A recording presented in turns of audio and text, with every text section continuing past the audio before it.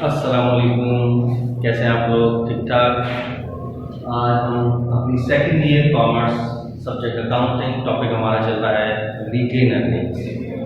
इसकी बेसिक चल रही थी। बेसिक के अंदर हमें एंट्रीज रिपीट करी थी, उसकी जो भी छोटी मोटी कैटेगरीज थी उसको हमने चेक करा था।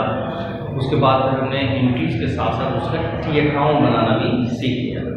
ठीक है, यानी एंट्रीज पास करना वो सीखा, फिर एंट्रीज से टी अकाउंट बनाना वो भी सीख लिया। ठीक है, अच्छा जी। अब हम थोड़ा सा और आगे प्रोसीड करते हैं। अच्छा, एंट्रीज पास करना सीखी, टी अकाउंट बनाना सीखा, और इसी के अंदर एक इम्प्लाइड था क्या कि अगर एंट्रीज गिवन हो और बोले टी अकाउंट बना दो, और अगर टी अकाउंट गिवन हो और बोले इससे एंट्रीज बना दो, ये भी हम खुद कर लें। ठीक है ना, वो डिटेल के अंदर लास्ट लेक्चर के अंदर हमने कर लिया। अब हम आगे का प्रोसीड करते हैं। अब वो हमसे कहता है कि स्टेटमेंट ऑफ रिटेन अर्निंग बनाना है। तो अब देखो स्टेटमेंट ऑफ रिटेन अर्निंग कैसे बनाना है। अच्छा, उससे पहले थोड़ा सा नो हाउ इसके बारे में आपको पास हो जाए। अब इसके अंदर क्या चीज है कि देखो, जब हम कोई चीज बना रहे होते हैं, जैसे इनकम स्टेटमेंट बनाते हैं, देखो फर्स्ट ईयर हो तो आपने पूरे फर्स्ट ईयर के अंदर इनकम स्टेटमेंट फाइनेंशियल स्टेटमेंट का क्वेश्चन किया था। उस पूरे फाइनेंशियल स्टेटमेंट के क्वेश्चन के अंदर आप क्या कर रहे थे बताइए जरा। फाइनेंशियल स्टेटमेंट के क्वेश्चन के अंदर हम क्या करते हैं, इनकम स्टेटमेंट बनाते हैं और एक बैलेंस शीट, याद है ना। अब इनकम स्टेटमेंट जैसे बनाते हो तो आपके जहन में पूरी तस्वीर आ गई होगी, उसकी पूरी पिक्चर आ गई है इनकम स्टेटमेंट कैसे बनाते थे।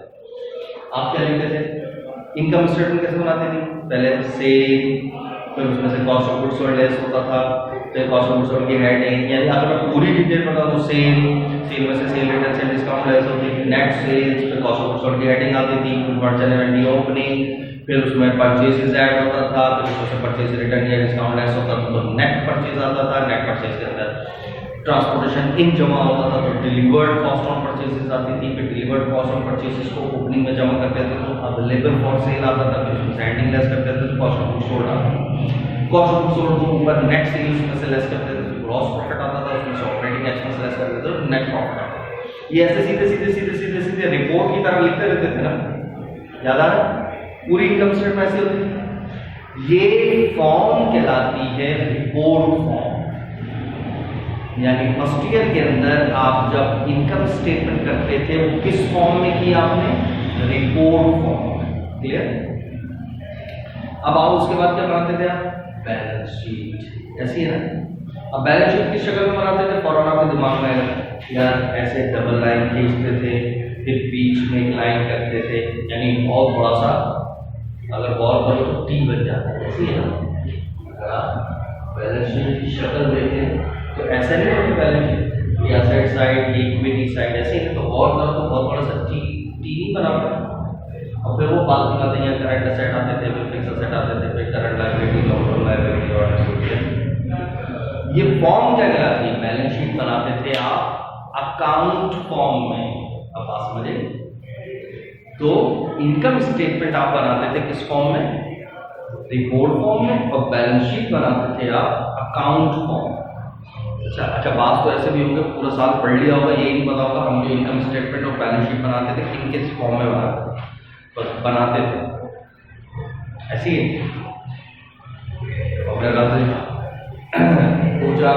ज्यादातर ऐसे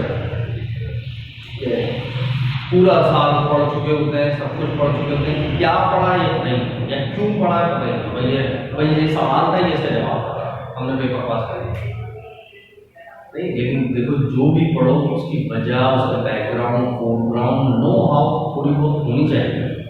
अगर कल कोई इंटरव्यू में आपसे कोई सवाल पूछ रहे तो आपको पता ही नहीं है आपने क्या करना है। ठीक है, कम से कम अपने लेवल पर थोड़ा बहुत आपको नॉलेज होना चाहिए। लेकिन बात तो वही कि जो पढ़ा रहा हो उसके बाद नॉलेज होगी तो वो आगे ट्रांसफर करेगा। खैर,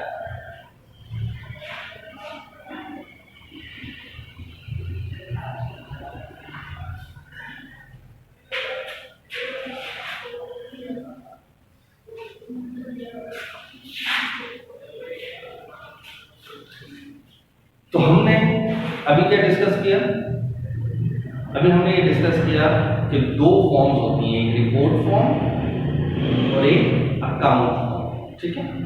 अब देखो मैं सिर्फ आपको वो पहले बता रहा हूँ जो आप पहले कर चुके हो, ताकि आपको एक आइडिया हो।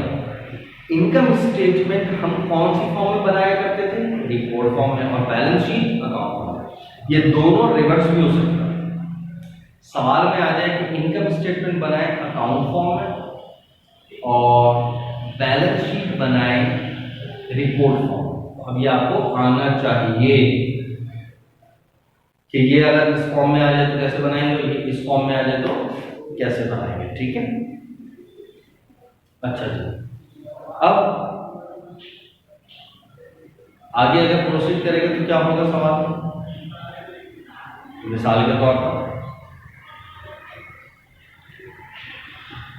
अब मैं इनकम स्टेटमेंट के बारे में अगर आपको, तो इनकम स्टेटमेंट को रिपोर्ट फॉर्म में तो आपको आती ही बनाना, लेकिन अकाउंट फॉर्म में बनाना पड़े तो क्या करेंगे? तो उसूल याद रखें, ताकि अभी मैं जब इनकम को बनाऊँ तो आपको क्लियर हो जाए। तो जब आप इनकम स्टेटमेंट बनाना चाहेंगे इस फॉर्म में, तो याद रखो वो एक डेबिट साइड है, एक क्रेडिट साइड है। क्रेडिट के ऊपर क्या लिखना है आपने? तमाम इनकम, सही। तमाम इनकम क्रेडिट में डालते हैं, सही।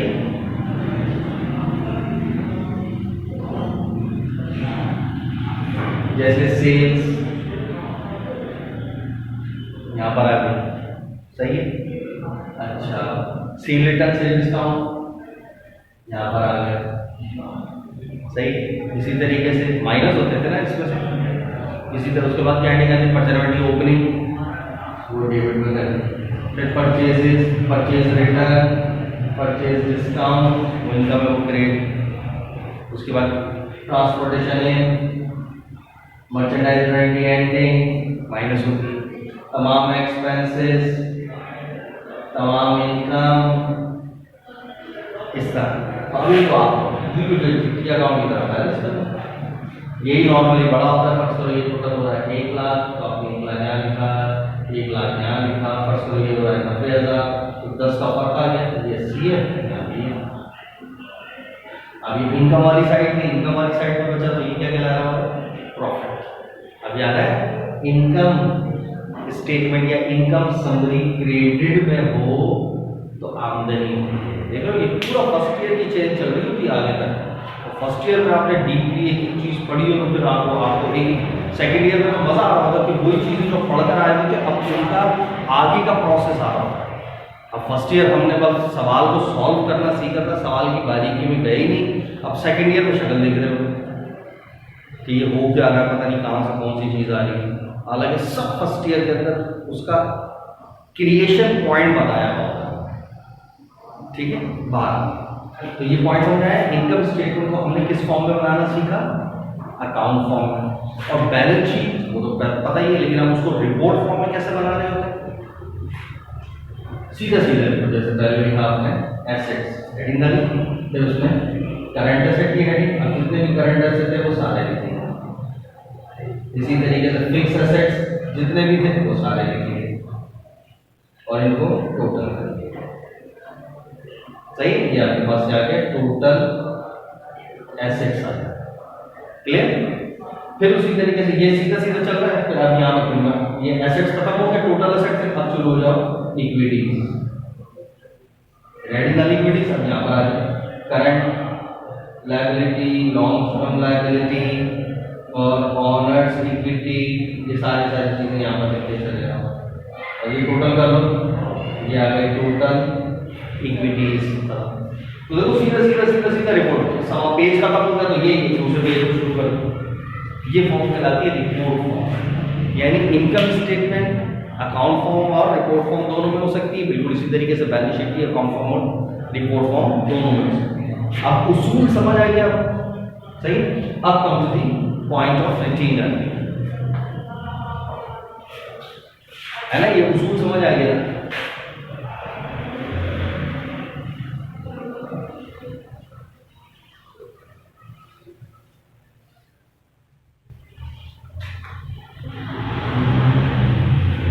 तो जब उसूल आपको समझ आ गया, तो अब जरा हम आते हैं कि वो जो हमने वो सीखा था टी अकाउंट बनाना, वो क्या था?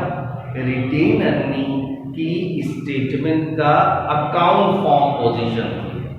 कौन सी पोजीशन थी? Account form. आज हम उसी की रिपोर्ट फॉर्म सीखेंगे। आज हम उसी की हम क्या करेंगे?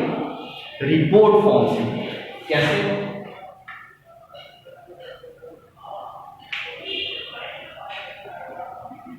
सबसे पहले क्या करें? टॉप पर हेड। अब हम क्या सीख रहे हैं? Statement of retainer. सही, क्या सीख रहे हैं हम? Statement of retainer. पहले कंपनी का नाम वगैरह,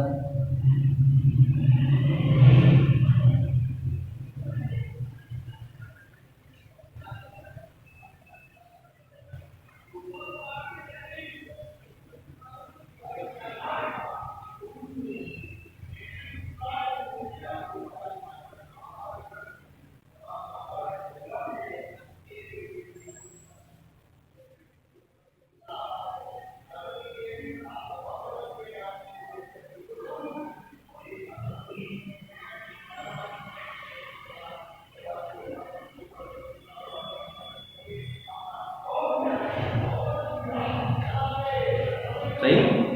सबसे पहले मेन हेडिंग आ गई। मेन हेडिंग के अंदर हमने क्या डाला? कंपनी का नाम, अलियन कंपनी। क्या बना रहे हैं हम? स्टेटमेंट बना रहे हैं। किस चीज की? Retained earning. तो स्टेटमेंट ऑफ रिटेन अर्निंग। सही, या रिटेन अर्निंग स्टेटमेंट, एक ही बात। For the year ended December 31, 2010, जो भी था वो आपने एज इट इज हेडिंग। अब आते हैं सबसे पहला।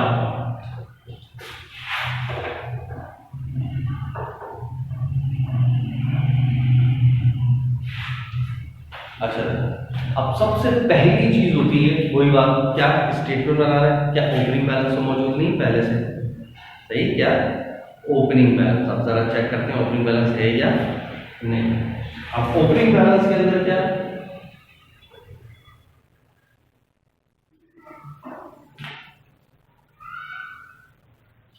अगर सवाल में मेंशन हो तो लिखें, मेंशन नहीं है तो फिर लिखने की जरूरत नहीं। सही, फर्ज कर लिया हमने, तो फर्ज करा है ओपनिंग बैलेंस, हमने लिखा है यहां पर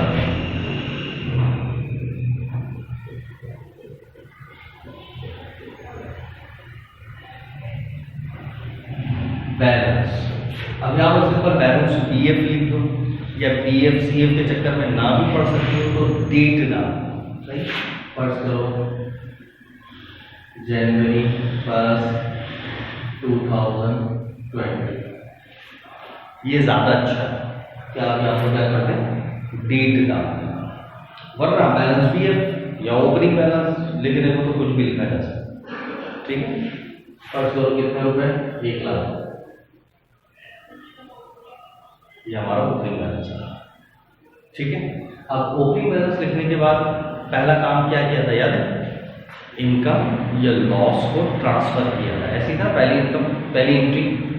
तो फर्स्ट कर लिया तो हमने पहली एंट्री इनकम वाली, इनकम को ट्रांसफर किया था। तो खुद सोचो, इनकम को ट्रांसफर किया था तो इनकम क्रेडिट होती है, उठा के तुमने क्या किया था एंट्री में? इनकम समरी डेबिट, और रिटेन अर्निंग क्या हो रही थी? क्रेडिट। यानी इनकम है तो इसमें ऐड होगा, लॉस है तो लेस होगा। तो हम फर्स्ट कर रहे हैं इनकम है तो क्या करें? ऐड। यहाँ पर क्या करें? ऐड।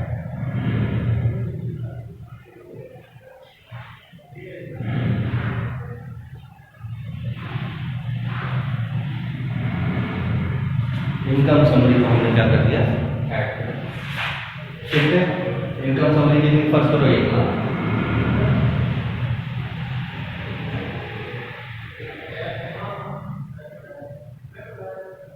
कितना हो गया?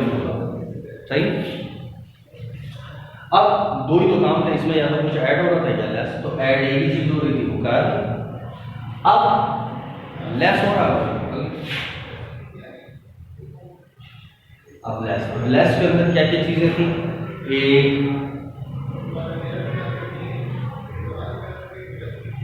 डिक्लेयर्ड था। क्या क्या चीजें डिक्लेयर की थी वो लिख लो आप।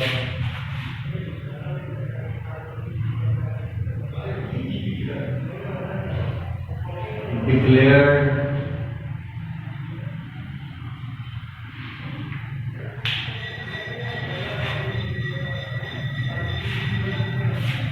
डिक्लेयर क्या क्या था, एक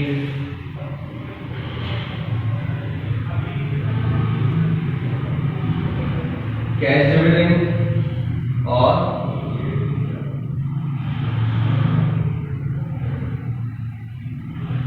स्टॉक डिविडेंड, है ना, या तो पूरा नाम लिखो, stock dividend, distributable, cash dividends payable. कितना कितना था यार, ये कितना था 50,000 और ये कितना था 1,00,000, कुल मिला के कितना हो गया 1,50,000। सही है, 1,50,000 इसमें से माइनस कर, ये था डिक्लेयर्ड जो आपने किया, ठीक है। सेम इसी तरीके से आपने और क्या किया था, लेस इसमें से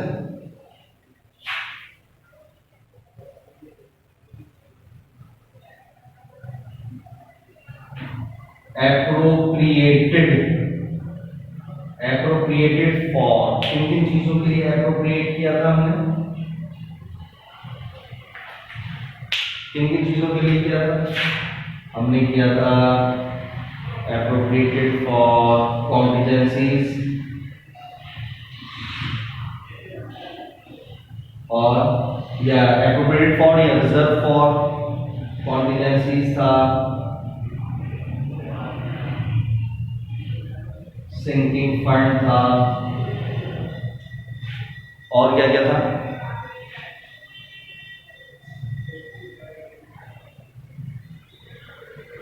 कॉन्टिजेंसीज, सिंकिंग फंड और प्लांट एक्सटेंशन।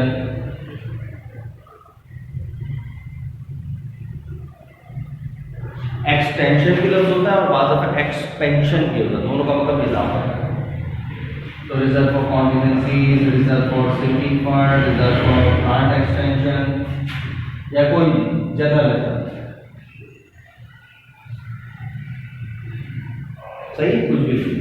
अब कितना कितना फर्ज करो, ये 5,000, 6,000, 7,000 और 2,000, कितना हो गया 20,000।